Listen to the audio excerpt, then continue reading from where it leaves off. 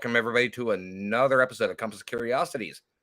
So, tonight, coming off a week of Gettysburg, we did our Gettysburg recap last week. Tonight, we have a very close friend that I've actually become very close friends with in the past couple of months. Great foundations, great locations, great person all around. So, let's welcome in Mr. Ernie Pack. Hello, how's it going, brother? Oh, doing great, sir. So, tell us what's going on now. After the your first trip to Gettysburg there for the Battlefield Bash, tell us how that's helping out with Fort Duffield. Well, we'd been to Gettysburg several times, but that was our first time attending the bash, and it was great. We were able. There's the Todd Eskew. I see him and Leanne chiming in. It was great to be able to meet you for the first time, for one. And a lot of other folks that we've known and been friends with and conversed with over and over and over online, but never actually met. Been on podcasts with a lot of them, but never actually met a lot of them. It was great to be able to meet all those folks for the first time. And we were able to get the word out to a whole new audience about this new location that we've got, Fort Duffield, which is a Civil War fort. We got a lot of interest while we were there. We had some help from Chris Sumner and Miranda Young. They happened to be at the booth next to us, and their location is getting a lot of buzz these days. It's a relatively new location also, the historic Scott County Jail down in Tennessee. Yep. And they had a booth next to us, and so we were kind of cross-promoting each other's venues while we were at the bash. And we left the bash and before we got out of Gettysburg, we were getting phone calls about people wanting to book for next year and possible event coming up around Veterans Day this year. Denise asks, who's the stud? That's Russ. No. You know Russ. I think it helped a lot. We're planning to go back next year and keep plugging away at it. You know, a new location. People like new locations, but they want to wait and see what's caught there, what the stories are. And they want to see what's coming down the pipeline and, kind of see, is it going to be a waste of time or is it going to be worth it? Right. Well, I can tell you from personal experience, and Todd and Leanne were there with us, was it last weekend or week before? Just recently, Todd and Leanne were there with us. I think it was last weekend. Yeah. They were there with us and at the fort, and we had some incredible activity going on. There was a thunderstorm moving in. When lightning would flash, we'd see soldiers at the fort, on the walls of the fort, and had a lot of great experiences. We've got one phenomenal photograph that was caught by a member of Riverbend Paranormal Indiana, Tim Coomer's team. Yep. I think you saw that when we were at the bash. Correct. That's as good a ghost pic as you'll see anywhere. And it's like in your name, it's legit. I mean, it was, it's the real deal. And it's a full-bodied apparition caught on camera. I mean, it doesn't get any better than that, That's a once-in-a-lifetime kind of capture. I know myself, I captured a full-body apparition, shadow figure, at the House of Wills in Cleveland, Ohio, and there was no debunking it. I tried. I'm an amateur photographer myself. I went as far as bringing in a forensic photographer as well as a professional photographer to try to recreate the picture, and nothing came close to it. Right. So, yeah, when you go that far just for the sake of evidence, that that means something. Exactly. And that's what I respect about you and others like us, because we're the same way. When we get evidence, we definitely send it to Todd, Leanne. I've sent evidence to Brandon Alvis. I've sent evidence to lots of well-known people in the field to have them give me their take on it and break it down any way they can. Of course, six sets of eyes is better than two. Exactly. So, the same thing. The only thing I hate with getting pieces of evidence from other people is audio evidence.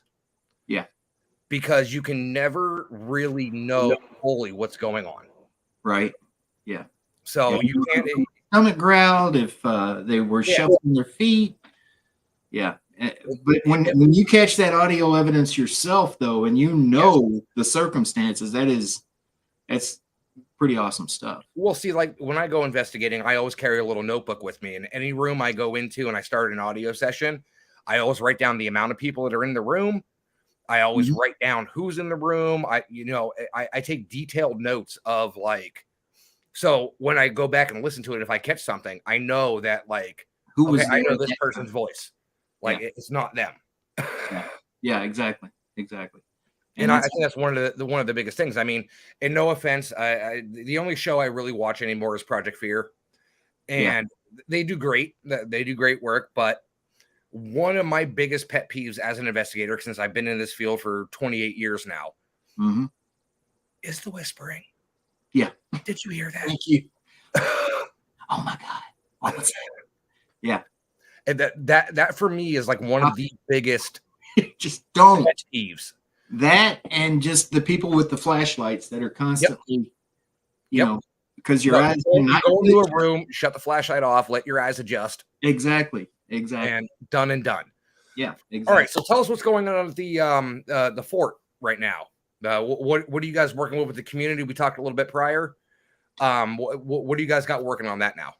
Well, just yesterday we had a cleanup day at the fort, and there were only 4 of us that showed up.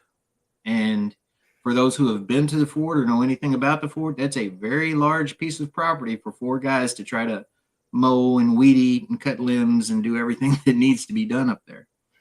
So part of our mission with running these investigations and other events we're doing up there is to help raise funds and just raise awareness about the needs of that fort. I mean, it's an important piece of history that needs to be preserved. And so we're doing everything we can. You know, we live here in town. The fort is right up the hill behind me here, just, I don't know, a par 5 away. If you know anything about golf, it'd be a par 5 to get to the fort from here. But a long par 5 uphill, but still. Anyway, we care about it. And we're reaching out. We were at a community festival over the weekend, spreading the word, had a booth out there, and we've got t-shirts now. We finally got some business cards made. We're doing everything we can to try to spread the word about the fort. We've got a public event coming up August 5th, Saturday night, August 5th, up at the park, that we're going to have Todd and Leanne Eskew there from the Black Wolf Paranormal. We're also going to have the one and only Squatch Man, Greg Yost. Greg Yost. Great guy. Yeah. If you've never talked to Greg or met Greg or watched him on a podcast or anything, there is no one in the Bigfoot world that deserves recognition more than him. I mean, he is a character and he gets results. The reason we're having Squatchman up there is we've actually had Bigfoot activity at the fort. The first group we had for a private investigation paranormal group up there ghost hunting called me on the phone while they were there and said, "Do you have Bigfoot up here?" Because we think we just had a Bigfoot come through the cemetery. And so we, Denise, myself, Greg Bakken, Char Savoy, we were up there, Char's wife Kim, and we had a Bigfoot walk out into the moonlight on us. Todd, Leanne, Denise, and I were up there last weekend. Like I said, more activity. I mean, it's Bigfoot activity. Okay. Then we were at this festival over the weekend, and some neighbors of ours came up to the booth, and we started talking about that event with Squatchman and talking about how there's Bigfoot activity up there, believe it or not. They were like, "Well, let me tell you a story." And they actually own property right at the bottom of the hill from the fort and had seen one walk across the road down there. So we're going to do an event August 5th where we combine ghost hunting and Bigfoot hunting and some storytelling with Greg, Todd, myself. I'm sure Leanne and Denise will be chiming in to correct us every time Todd and I try to speak. But it's going to be a good time. We're going to have a cookout and a little investigation afterwards. There you And go. then September 9th, we're going to have a car show here at the school grounds in town. And we've got the entire school grounds. We've got the gym and the cafeteria. We're going to have vendor booths, indoor vendor booths, and a massive car show all around the school. We're already getting a lot of response about that. I think we're going to have a lot of cars show up. And hopefully we'll get a good crowd of vendors in there too. Maybe have some special guests. I kind of hinted at that earlier. Hasn't been confirmed yet, but we got a few special guests that we're working on getting in there. So that's going to be a good time. And the proceeds, a portion of the proceeds from that will go toward preserving and restoring the fort. It's fantastic. It's an important part of history that a lot of people. I think me, Russ. I look at the personal stories behind these hauntings and stuff.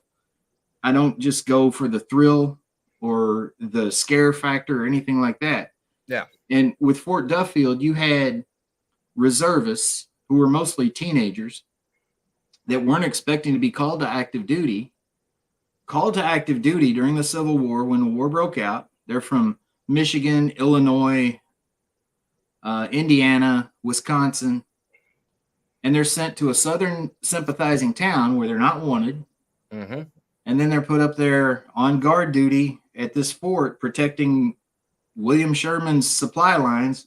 Very critical job they had because this was a major transportation point during the Civil War between the North and the South with the Ohio River right here. It was a huge thoroughfare through, bringing in supplies and whatnot. Absolutely. The Louisville and Nashville Turnpike runs next door to me. Actually, 2 doors down from me, there's historic markers that show the Louisville and Nashville Turnpike, which was a major stagecoach route. That's a little bit of a tongue twister between the North and South. And so it was a real important job that they had. They were scared to death. And we've seen letters from commanding officers up there where they were asking for more gunpowder, more cannonballs, everything.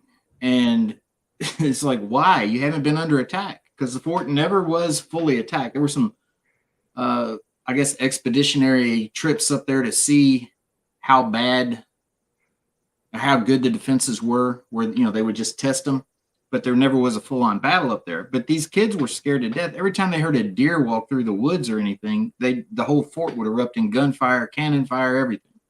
All right, so I'm gonna stop you right there, Ernie, because you've never been on my show before. I know we've had you on Unturned Pages with Jenny and I. Yes.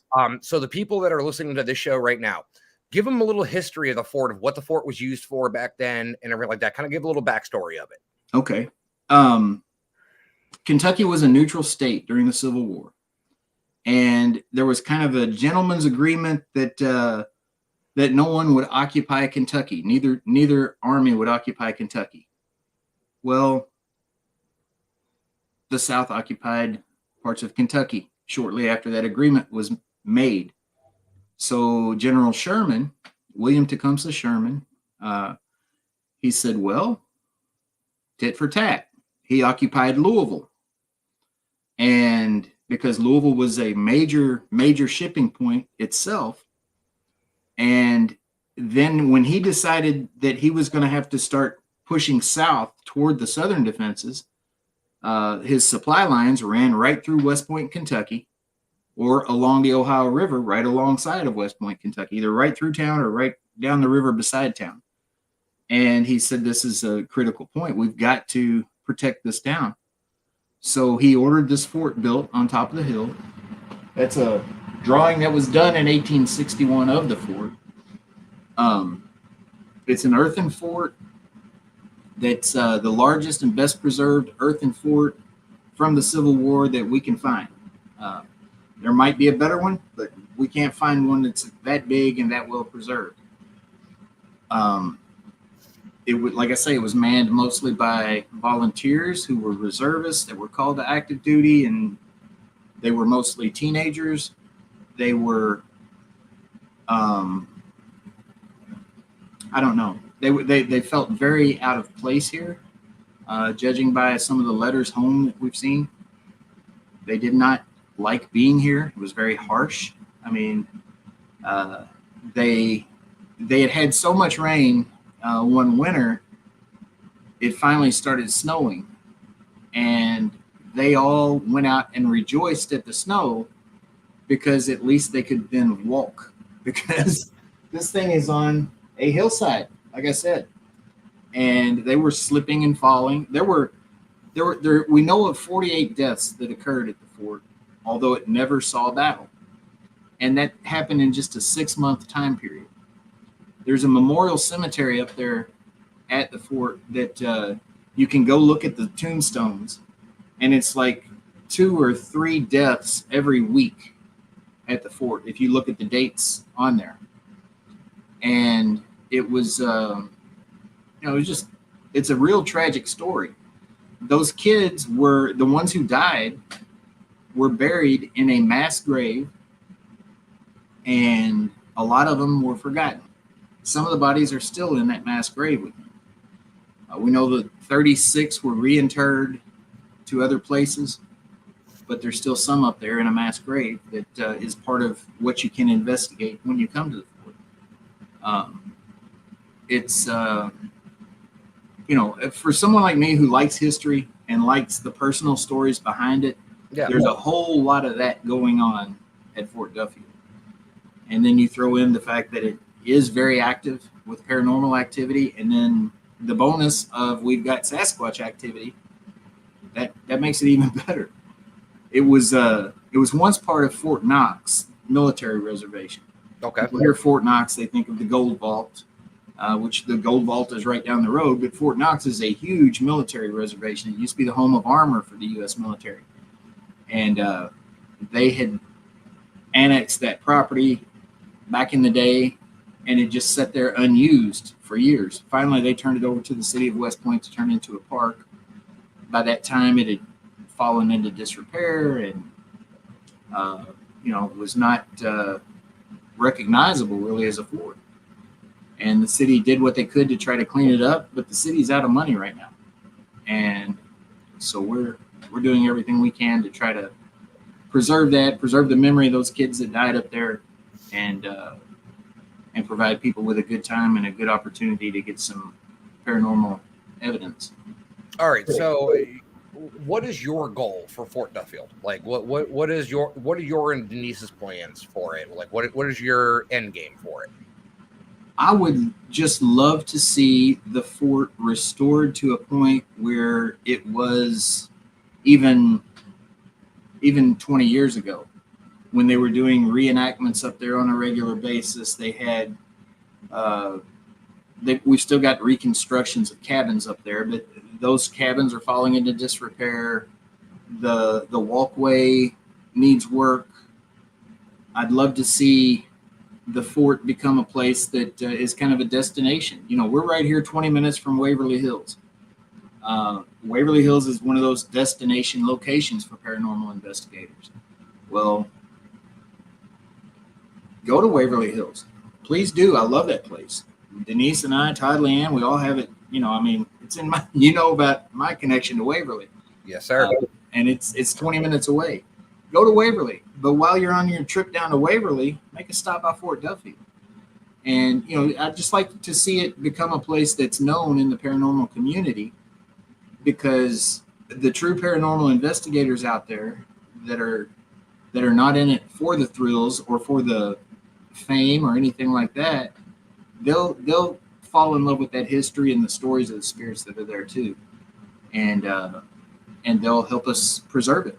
And our short-term goal, we'd love to see a cannon up there. They had 12-pound cannons at the fort when it was operational, and of course those all got stripped and taken south with Sherman as he went to burn Atlanta.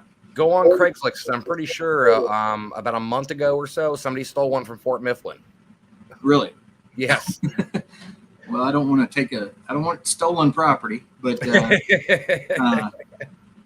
was thinking about how much trouble it would be to disassemble one of the thousands that they've got up there at Gettysburg a couple of weeks ago and throw it in the back of the truck. But Yeah, good luck with that one. I don't think Denise could have lugged it to the truck, and I wasn't about to do it. So you need a couple of strong guys. You should have got Gene Sinsky and all them up there and helped you out. yeah. Some of the big guys. So you and Denise, and I know Todd and Leanne in the chat right now that are watching. You guys have very personal connection to Waverly Hills. Yes. You guys were behind the Save the Waverly Hills movement, and it's sad to say that it was even a movement. Right, but shouldn't have been a need for it. But tell everybody, like you said, Waverly Hills is such a destination. I know I did a 2-day trip. I went and investigated Waverly Hills, as well as the next day I went and investigated Bobby Mackey's. Mm-hmm. So tell us what, like, I know personally myself, because you and Denise, I've talked to you multiple times. Mm-hmm. Tell us the connection that you have with Waverly. What got you started with Waverly? Well, I grew up basically in the shadows of Waverly Hills. Used to sneak in there as a kid before it was opened as a paranormal location, before it was known as a paranormal location. We would sneak in there. We had paranormal experiences as teenagers in there sneaking in that I cannot explain away, I cannot debunk. And then when Tina and Charlie Mattingly bought it in 2001 and opened it up for tours, I started taking tours up there, started doing investigations up there, and weaseled my way in as a haunted house actor, and eventually as a tour guide, then as a host for the private overnights, and worked there several times, off and on over the years. And in June 20th of 2019, this woman came up there with some of her friends and some of her children for a private overnight. I happened to be her guide. And when I told the story of room 502 and the nurse who was found hanging outside of room 502, it's a story that I had not put out before. People hadn't heard it before. And for some reason that night I was compelled to tell that story. When I told it, I look over at that woman and she's just nodding her head and grinning as I'm telling the story. And I pulled her aside. I said, "Hey, when I was telling Sarah's story, you seemed to know the next line before I said it." She said, "Well, I've been coming here since 2009, which is about the time I started hosting investigations there, but somehow our paths had never crossed." And she said, "I'm a nurse, and I was always drawn to that story too. I never felt like the story that the guides told was really the whole story or the true story of what happened up there. And so I investigated that and have been for years, and I've gotten the same answers you had. And your story adds up completely with what I've gotten through paranormal research over the years." And so we started talking more about Sarah's story and texting and phone calls. And next thing you know, we're all married. And, that's Denise. That lady was Denise Pack. She wasn't Denise Pack then, but she is now. And Sarah brought us together. It's a crazy story when you tell people a ghost brought us together, but that's exactly what happened with Denise and I. And I can't thank Sarah enough. And it's really weird to say that when you have something that you could say that tragedy leads to happiness. Yeah. It's one of those things where regardless of how bad things could be, you can always see the light at the end of the tunnel. Yeah. And, I only told you that is not even the Reader's Digest version. That is like a highlight of the Reader's Digest version. Because that's Cliff Notes. Yeah. Because, at the time I was basically living in my car. My son was living with his cousin. I'd sent him to live with his cousin because I couldn't afford to keep him with me. I didn't want him to live in my car with me. Yeah. And I was suicidal. I'll be honest. I had actually contemplated jumping off the roof of Waverly Hills. and heard that little voice of that little nurse say, "Call Denise." And I called Denise that night, and it was like 3:30, 4 o'clock in the morning, and she answered on the first ring. I didn't tell her I was standing on the ledge of Waverly Hills getting ready to jump. Yeah, probably shouldn't do that. That's not a way to lead off a conversation. Right, right. We just talked, and we just kept getting closer and closer over time, and it seemed like there just kept being ways that we were drawn together, and it always had Sarah at the root of it, and that's what we both got, these 502 tattoos that represent room 502 at Waverly. And it's I don't know. I didn't mean to bring a tear to your eye or anything, but Denise says you're a trophy husband now. So, I mean, well, trophy husbands should not sweat as much as I did today. I'll just put it that way. I mean, it does happen, but so with Fort Duffield out there now, are you looking to? I'll ask the tell-all question. Okay. Are you looking to get Fort Duffield on any of the TV shows that are out there now, whether it be Project Fear, Ghost Adventures, Ghost Hunters, anything like that, to bring more publicity to you? I am interested in bringing publicity to the fort, but in the correct way. Exactly. We actually have on our waiver, it's part of our waiver now, that everyone that comes to the fort signs. Any mention of demons will get you removed from the property and possibly sued for slander. There are no demons at Fort Duffield. Some of these TV shows, some of these YouTube channels, that's all they encounter. I'm sorry. I call bullshit. Okay. Oh, no, I agree. And we want respect for those kids that died up there and young men. And we want that place treated with respect. And there are a few shows out there that exist now that do that.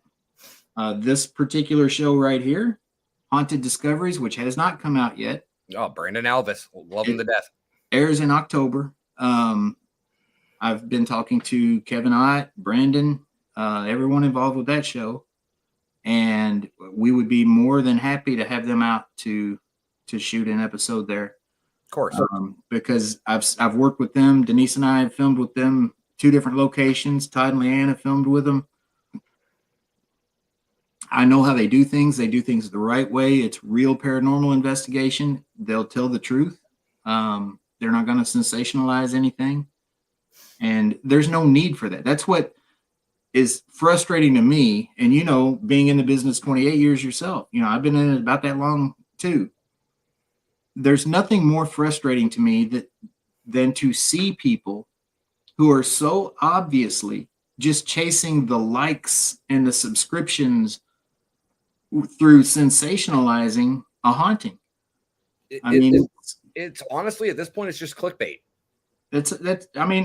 You scroll down through paranormal videos on YouTube or anywhere, and about every other one is like, evil lives here.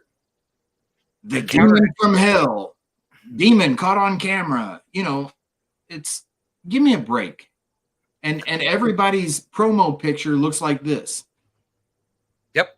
The thumbnail. They're all scared. Yep. I get jump scares. Todd and Leanne can tell you. They say that I scream like a girl, but it was actually a Cherokee war cry that I let out. I'll get jump scares every now and then. It might let out a whoa. If you were just starting a rain dance, that's all you were doing. Right. But no, it's if you're doing this stuff and you're making this face every freaking episode you put out, you're acting. Yep. Plain and simple. Now you've been on, you made appearances on multiple different shows. Mm-hmm. So I never have. I've been reached out a couple times too, but I just can't bring myself to do it because I don't want that banner at events saying "as seen on." And no offense to anybody else out there that has it, right? But it's one of those things where I know in the shows they do the recreations and the reenactments and everything like that. But you know as well as I do that there is never going to be a more true reaction than when it actually happens, because it is the adrenaline pumping through you. It is the surprise to it. And that's why, like, oh, I can't say this. I'm sorry. There was an episode of My Ghost Story that was filmed at Madison Seminary in Madison, Ohio. My foot shadow was in the episode. I walked in front of a door and you saw the footsteps in front of the door. That was my one claim to fame. So I guess I could say as seen on. But you saw my shadow, by golly. But you know, what do you think of you know, in the lecture I did in Gettysburg, one of the topics I brought up was, it was a two-part question, and it was the shows out there right now, whether it be Ghost Hunters, Ghost Adventures, Project Fear, whatever else, you like, name it. yeah, I mean, spit in the wind, you'll hit 3. Yeah. Do you think they're helping or hurting the field? Oh man, it is a double-edged sword. It is a double-edged sword, because some of those people I consider friends, and I think highly of them. But I do think that paranormal television has devolved into paranormal entertainment, and it's all about the entertainment value for a lot of those shows. And they will sometimes fake things, overhype tiny things, overreact. And the way I look at it, you know, especially like with the YouTube channels, you can go down and look at there are studies out there that have the demographics of, you know, some of these YouTubers that have 1 million plus subscribers. The demographics is 12 to 19 years old. Yep. Okay. And the TV shows, a lot of them, it's the same way. Really. The shows that are out there right now, the demographics of their viewers, 12 to 19-year-olds. And that's your next generation of investigators. If done correctly.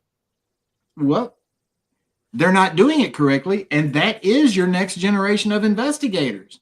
So us as veteran investigators are not doing our job. In the future, that's going to be the tactics you see on that paranormal entertainment nonsense, is going to be the tactics you see at haunted locations, where they're disrespecting the deceased, they're overreacting, they're screaming demon every time something happens, and it's just, I think it's bad for the field. I honestly do. And now that's why I'm so excited about this show, because they're bringing things back to reality. Yes. And, you know, they're doing real research on these properties, independent of anything that the owner puts out, or, you know, that you've read before. They're doing their own research on each place that they investigate. And then they're going in, they're doing a legitimate paranormal investigation with tools not designed to light up and beep, tools that are designed to gather scientific evidence. And they're getting that and proving hauntings at locations that don't require someone going to get it, you know? I mean, no, I'm glad you said that, because that actually is a segue into my next question, the 2-part. Social media, whether it be TikTok, YouTube, Facebook, whatever it may be, helping or hurting the field? Well, I think that too is a double-edged sword, because here we are on social media right now, and I'm getting the word out about a new location. We're able to, these two old veteran guys, me and you, are able to. But you're not over here going, right, give our opinions on things. That's good. That's good for the field. But again, look at the demographics of social media. Generally a younger crowd, and it's there's so much bad stuff out there. These orb photos and that are dust or bugs or moisture or lens flare or nothing at all, pareidolia. There's so much of that out there. If you do a search for paranormal evidence and you go to social media for it, you're going to find so much stuff that is not paranormal evidence at all. It's my grandma sitting in the corner in the recliner. No, It hasn't been dusted in 5 years. Exactly. No, you need to change your air filter on your heating unit. I mean, there's so much nonsense out there that it's making it tough to even look legit. Oh, speaking of the man himself, There's Greg Mr. Yost Scotch just Man, popped in. Greg Yost. Check out that shirt he's got on in that profile picture. Oh, Greg, you're a great man. You're a great Yeah, man. I've yet to meet you, but I've heard great things about you. There's nobody better than that guy. There's T-Dog. What's up, Tim Coomer? What's up, T-Dog? No, so I could tell when I asked that question, there were some things you were holding back there. You were choosing words very carefully there. Yeah. The word bullshit didn't fly out of my mouth. The words paradrama didn't fly out of my mouth. Honestly, as long as we're not name dropping, you can say anything you want to on this show. Honestly, like we are a no holds barred. Go for it. Like I said, all right. Long as no name dropping. I'm representing Fort Duffield, so I'm being good tonight. But the social media thing, getting back to that, and the drama that's out there. There's so much competition, and I don't understand. What are we competing for? What is a competition for? What are you going to win? You get to be a guest speaker at a Paracon, or you get to have your picture on a banner and sign autographs, whatever. I don't know. I couldn't give autographs. None of us are rich. I know a lot of those people with their pictures on banners. They're even on TV shows. They get up every morning and go work. They have real jobs. And, there's nothing. We're not going to get rich in this field. No. We're not going to get famous. Of all the biggest names that were at Gettysburg last weekend, I'll bet you every damn one of them could walk down the street of any average town on any given day and no one would know who the hell they are. One person. I can guarantee you one person. He wasn't at that Paracon. Yes, he was. Who are you talking about? Me? Aaron Segers. Who's he? No, yeah, Aaron maybe. People would recognize Aaron. But not a lot. There'd be plenty of people that would look at him like he looks familiar. I know you from somewhere, but I don't know where. Yeah, exactly. Yeah.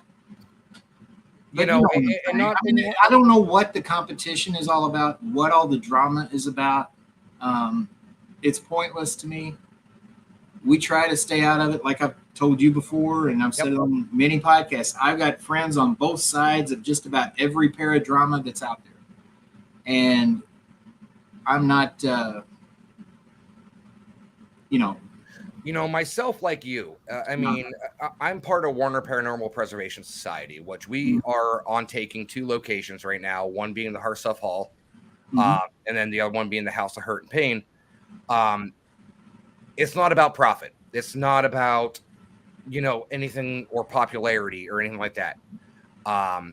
If anybody out there knows Matt Warner, they know he's a very eccentric, very outspoken kind of person, which just makes you love him more. Exactly. But or hate him, depending on which side of the coin you're on. You either love him or you hate him. Our focus is on restoring these locations and preserving the history and spreading the history. Exactly. Not like I've been to the basement of Harstuff Hall, and it was actually an old shooting range for the Boy Scouts when it was taken over. I can go down there by myself. It is a complete dirt floor basement. Probably shouldn't be down there because I'm sure there's mold growing everywhere. The building's over 100 years old. So, right. But I'm completely comfortable going down there by myself and just sitting there in the dark. You're never going to see me go, oh, something's evil down here. Something's a demon down here. No, it's not that. This place was used for Civil War meetings, and it was used for town hall dances, Right. bringing everybody together. So, I mean, it was part of the Oddfellows. It was part of, the Grand Army of the Republic.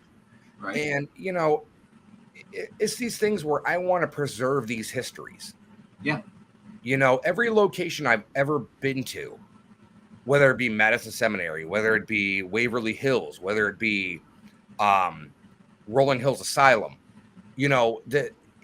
I'm not going to be that person that, first of all, I hate that I hate being on film to begin with. I can't even stand listening to my own voice on an audio recording.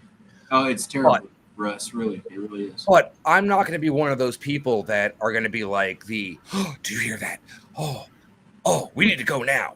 No, it's not going to happen. Like, and as you brought up earlier, we're a different breed. Yeah. And it's really paining me to see what's coming up in the field. Yeah. And it's and I feel we've failed as the veteran investigators because we haven't taught these new investigators the science of things. Well, I don't know that we have failed. I feel like there's a faction that has done a great disservice to the field and to us and to the future investigators out there by sensationalizing everything, by overhyping everything, by how they investigate and how they present themselves. Everybody thinks that, I'll go down a different rabbit hole and I might ruffle some feathers. People are supplying more of the Hollywood flair than they are the scientific investigations. Exactly. And, it's when you say it like that, there are people that get turned off by that. They're like, oh, well, that's boring. What, I don't want to do science. I got out of school, blah, blah, blah. Scientific investigation, historical research, combining all that with a focus on what may or may not be a haunting can tell you some great stories. And you can learn so much about where we've been as humans, where we might go as spirits, and to throw all of that aside for the wow factor or the Hollywood flair is just such a waste to me, because some of these stories that we find through paranormal investigation are so much more intriguing, so much better, so much more touching than the sensationalism. And, like with Sarah's story, at Waverly Hills, it's a better story. What really happened is from a storytelling standpoint, is a better story than the one that's been passed down. And I'm not saying Sarah's story, as we tell it, is 100% true, because it's based on paranormal research. Yes. But no one can confirm the other story either. It's through hearsay and passed down from generations of people.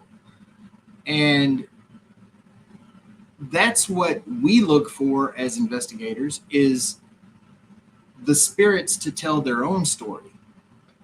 And so many times it is so much better than the scripted version or the Hollywood version or whatever.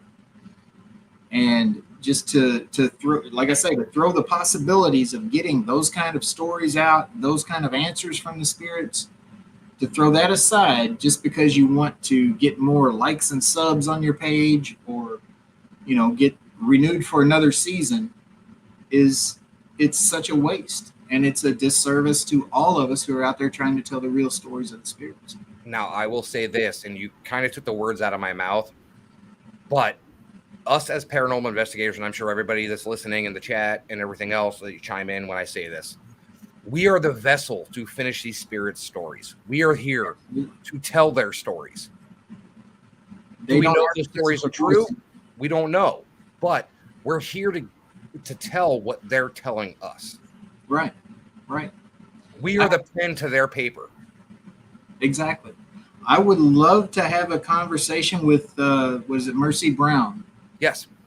I'd love to have a conversation with her through spirit communication in some way, because what they did to her body after her death and the stories that have been passed on for years about her being a vampire and all that nonsense is just such, it's so sad to me. You know, no, this was a young lady who died from tuberculosis.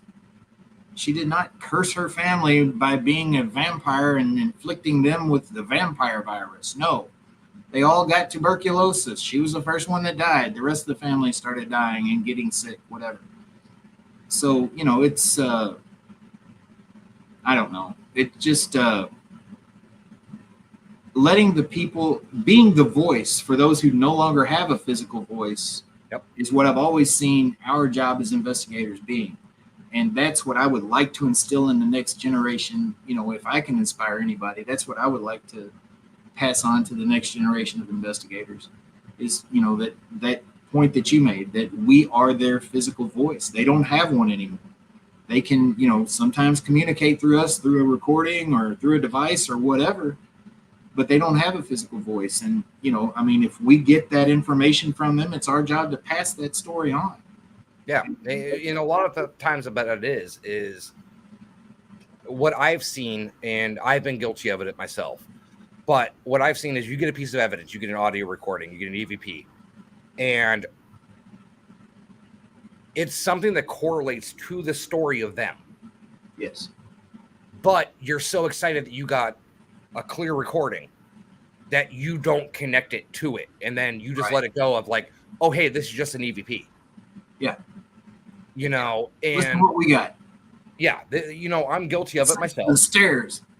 Yeah. I'll give you a little synopsis of that from Sarah's story. Okay. And this goes back into exactly what you were talking about, how, you know, and what Anthony said in the chat earlier. I had been investigating Sarah's story for a long time. And I had gotten through EVP, through an Ovilus, through various means, I kept getting no bell, no bell, no bell.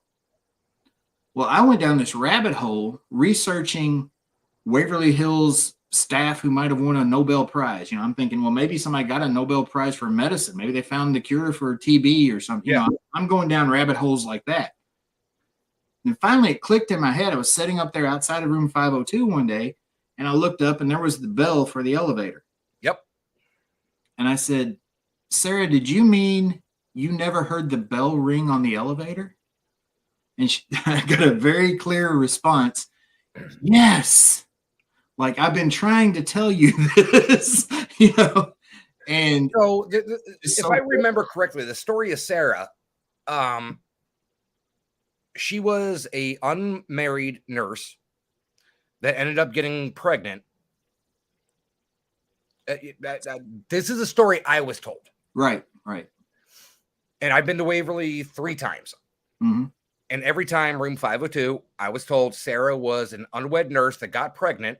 They weren't sure who impregnated her, but because it was so apropos at the time that she hung herself. Yeah. Yeah. That's so tell us the story of you knowing. Okay. I'll give you a short synopsis. I'll give you a synopsis of it. Sarah was childhood grown up, the youngest in her family. She was the runt of the family. She had an older sister she adored. That sister caught tuberculosis and died at the age of 15. Sarah kind of decided then that she wanted to be a nurse. She wanted to work with children who had tuberculosis. She got the chance. She went to work at Waverly Hills as a nurse. She was very small. She's still tiny. She was 22 years old. They put her up there with the children on the 5th floor, the sickest of the sick, taking care of those kids. She was a virgin. And she was new on the job, so she was working the night shift most of the time. And a lot of times she was alone up there. One night, someone came up the steps, another staff member, because she never heard the bell. Remember, no bell. He must have come up the steps. He came in the room behind her. He attacked her. She tried to fight back. She was too little. He was too strong. He got what he wanted. And somewhere in the process, he hurt my neck, is something that we've gotten over and over.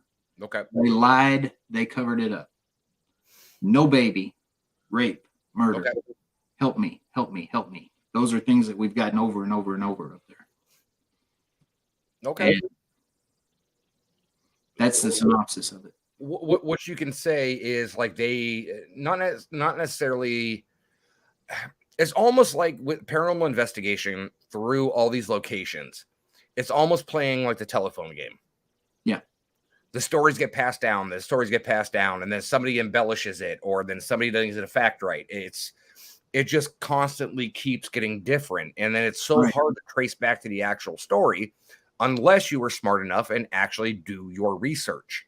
Right. You know, that's one of the big things of it is people. A lot of the times I like to go into locations blind. I don't really like to know a lot of history of the locations because if it's a location I've never been to, I want to have my body process everything that's happened. Right. You know, I kind of don't want to go into expectations of something. Right. That's why whenever I've done a location before, I've never taken the tour. I've never done like this is where this hotspot is. This is where this hotspot is. Yeah. You know, because I want to go in there blind and just kind of pick up what I can pick up. Right. So that also leads me on my next question. We got about 8 minutes left. Okay. My next question is audio recordings, Ghostbox, Ovilus, now EchoVox, and other ITC tools and things like that. Right.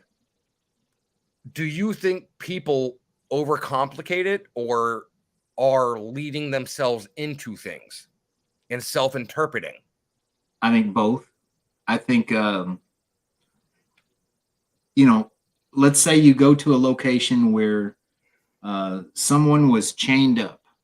Mm-hmm. Okay. Say there were slaves. Someone was chained up. You're gonna start asking questions about, did they chain you up here? It's gonna, you know, influence the questions that you ask. And a lot of these ITC devices now are smart devices that have a microphone. And they listen. They know what you're asking, and the response they're going to spit out is going to be relative to the questions that you're asking. And it's, you know, you're leading yourself down a rabbit hole a lot of times with things like that. And I do think that, you know, equipment in general, be it cameras, be it devices, be it recorders, whatever, spirit box, you name it. I think that hampers you as an investigator in many ways.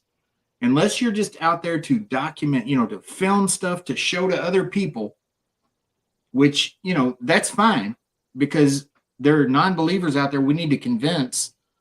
Yes, but you're not going to experience everything that a location has to offer if you're bogged down worrying about camera angles, lighting, sound, everything else.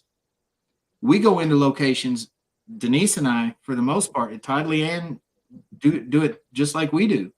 We'll go into a location with no equipment initially and just sit there and feel it, get quiet, look, listen, walk around. You know, that it sounds cliche and a lot of people say it, but you are your best paranormal equipment. Yes, you are. That hair on the back of your neck feeling, that's real. That, you know, those goosebumps, that's real. That's a real indication that there's an energy change around you. And that's what spirits are, is energy. And so getting too involved with the equipment that you're using, whether it's a spirit box, a recorder or camera or anything, is just, I don't know. It hampers you in a lot of ways. See, and I've always said I'm not one of those people. Like when I go into an investigation, I carry an audio recorder. I carry, you know, just the basics. Right. Was that paranormal? Something just literally just fell off my bookshelf right next to me for no reason at all. That wasn't even close to the edge, but okay. I did that for mine. I did bring a new object into my home after Gettysburg, and we've been having some activity. So, but I always say that, if you're wasting your time on setting up equipment, you're missing what's happening around you. Exactly. I've seen people go in and set up 18, 19, 20 recorders in different rooms and cameras and this and that and everything else. And it's like, what are you doing? I'm sitting here in a room just being quiet, and I can guarantee you I probably caught something on an audio recorder while you're concerned with doing a 2-hour setup, the investigation, running cable and everything else. Yeah. And you are right. You yourself is the best tool you can have. Yep. And that's what I always tell people when I take people on a first investigation. Trust your gut. Yeah. If you start feeling like you're uncomfortable, you're threatened, get out of that area. Right. If you just have this feeling that something is about to happen, yeah, it probably is. Just watch. Wait, probably, listen. yeah. It's probably whether it be something being a door slammed, being thrown down a hallway, or a voice, shadow, a voice. Yeah, you never know. I mean, it's one of those things. You are your own best tool, and I'm so glad you say that, because that's the activity I take through to every investigator that I try to teach. Mm-hmm. I always tell them to trust their instincts. If you feel uncomfortable going to a certain spot, don't go in there. Right. Even as much as you want to go in there because you want to experience the location, your body is a natural defense mechanism. Yes. And it's telling you for a reason, do not go in there. Exactly. That fight or flight response, the feeling that you get, that is a, like you say, it's a natural instinct that we all have that is built in, that we don't think about, voluntarily or whatever. You know what I'm saying? It's an involuntary response. And like you said, the hair on the back of your neck, the goosebumps, like I've had it happen to me before where I walked past a room and it's like, just like froze me in my steps. And I'm like, I really want to go in there, but my body's telling me I shouldn't. I don't go in there. Keep walking. Exactly. And then I get a teammate that's like, oh my God, you listen to this audio we just got from this room. And it's like, I'm glad for you guys, but that's not going in there. For whatever reason, I was told not to go in there. So, but all right. So Anthony's a daredevil. I see. Yeah, well, I mean, you know what? If I hear a noise at an end of a hallway, a door slam, something, I run check it out. Yeah. I always compare us to firefighters, unfortunately, and they're the real heroes. We're not. Right. But you hear a sound, you hear something, you run towards it. Yeah. You don't run away from it. You run towards it. Unless it's a Bigfoot. Well, I mean, unless something gets thrown down a hallway or something then you're kind of like, okay, I'm going to go the other way. Right. Yeah. Yeah. If something gets thrown at you, Todd, okay. Can't take you guys anywhere. He is not my best friend anymore. This is why we can't have nice things, Todd. Right. All right, Ernie, we got about a minute left. Go ahead and wrap it up for us. Tell us where they can find you on Facebook, Instagram, TikTok, whatever you're doing now. I mean, well, whatever you're doing. We've had all of those things. Right now, we're kind of focusing on hauntings of Fort Duffield. We're trying our best to get that off the ground. So we've got a Facebook group called Hauntings of Fort Duffield. You can find me and Denise on Pac-Man Paranormal. We got a Facebook page and group. We got a YouTube channel. We haven't put anything on there for a while though. And you can find me, Ernie Pack, on Facebook if you have any questions or want to ask about the fort. Any of the events we've got going on, you can book them through me. It's easy. I'm easy to get a hold of. I'll respond to any messages I get unless they're, from Todd. From now on. Yeah. And anyway, it's I'm easy to get a hold of. You can find me about anywhere, and we're going to be at the Nashville Paracon coming up in September. We're going to be also, or in October. In September, we're going to be at the Fear Fest in New Orleans. Look for us at those things, and come and say hi. All right, fantastic. And I'm gonna have to make my way down to Kentucky and come check out the fort and everything. Yeah, So, I would love to have you. and guys, let's everybody applaud for Ernie for coming on. Unfortunately, we couldn't have Denise on. Is she hiding or is she traveling again for work? She's traveling. She's in Indianapolis right now. Okay. All right. So, yeah, we will. Like Todd says, real quick plug. We're going to be teaming up with the Black Wolf Paranormal, Todd and Leanne Eskew at the Bell Witch Cave in Tennessee. So look for tickets for that coming up in September. All right, everybody. Well, thank you so much for coming out for another episode of Compass of Curiosities. I want to thank Ernie Pack again. He's always a great guest, and I'm sure we'll have him on again promoting probably after the October season and seeing how everything went for you. So thank you very much, Ernie, and we will talk to you soon. Thank you. All right, guys. So I do not want to release my guest for next week, but I do have something big coming up. So everybody stay tuned, check out the page, and you will see what's coming up. Thank you, everybody else, for tuning in, and we will see you next week.